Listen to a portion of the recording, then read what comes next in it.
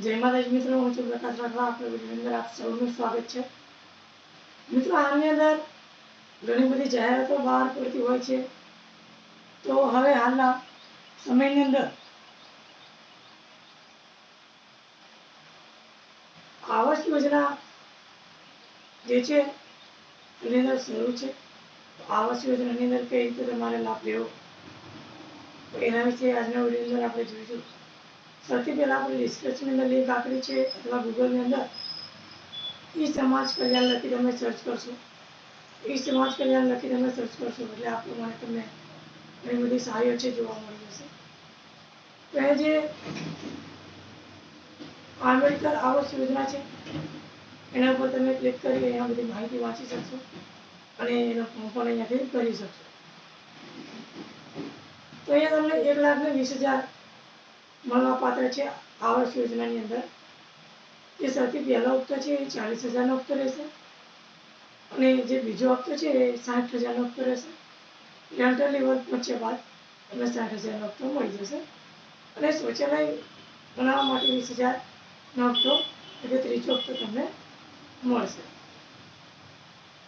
ગ્રામ્ય વિસ્તારની અંદર વાર્ષિક આવક 6 લાખથી નીચે હોવી જોઈએ અને જે મકાનની સહાય છે 1,20,000 ટોટલ રહેશે, જેની અંદર તમને શૌચાલયની પણ સાથે સાથે સહાય મળી જશે.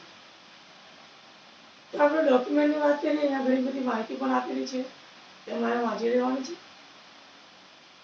ડોક્યુમેન્ટની વાત કરીએ તો અરજદારનું આધાર કાર્ડ છે, અરજદારનું રેશન કાર્ડ છે, જાતિનો દાખલો છે, આવકનો દાખલો છે,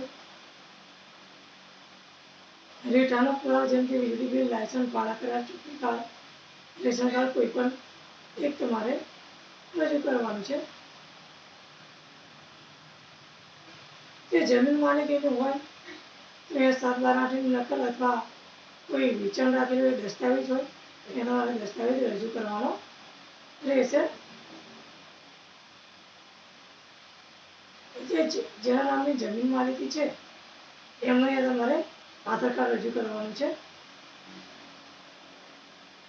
ચૂંટણી કાર્ડ અહીંયા રજૂ કરવાનું રહેશે. મકાન બાંધકામ ચિઠ્ઠી પંચાયતમાંથી તમારે તલાટી પાસેથી મકાન બાંધકામની ચિઠ્ઠી લખાવવાની રહેશે અને સેલ્ફ ડિસ્ક્લોઝર અહીંયા તમારે રજૂ કરવાનું છે એટલે સ્વઘોષણા અહીંયા તમારે રજૂ કરવાનું છે. જે જગ્યા પર તમારે મકાનની કામગીરી કરવાની છે એટલે બાંધકામ કરવાનું છે તે જગ્યાનો અહીંયા ખુલ્લો પ્લોટ અથવા કોઈ જર્જરિત મકાન હોય, જૂનું મકાન હોય એનો તમે ફોટો પાડી રજૂ કરવાનો રહેશે. અહીંયાથી ફોર્મ કઈ રીતે ભરવું તે આપણે નેક્સ્ટ વિડીયોમાં જોઈશું.